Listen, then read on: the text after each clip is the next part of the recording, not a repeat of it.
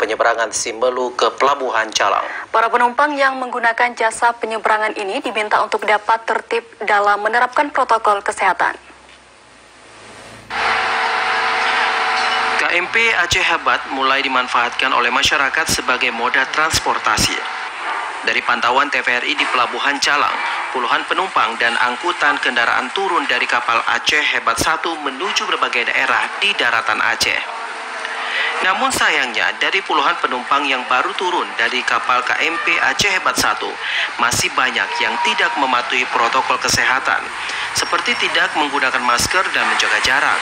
Padahal saat ini kasus COVID-19 di Aceh masih terus bertambah. Apalagi saat ini masyarakat Indonesia kembali dihantui dengan varian virus baru B117 dan N439K yang berasal dari Inggris dan Skotlandia dengan penyebarannya lebih cepat menular.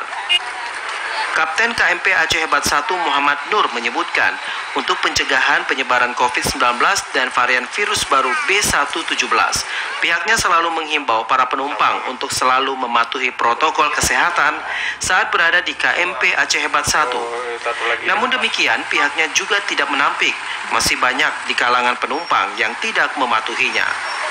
Ya, kita menginstruksikan penumpang untuk selalu menjaga protokol kesehatan, memakai masker, dan di kapal kita arahkan penumpang itu tidak berdesak-desakan, dan kita tempat tidurnya kita pisahkan jaraknya berdekatan.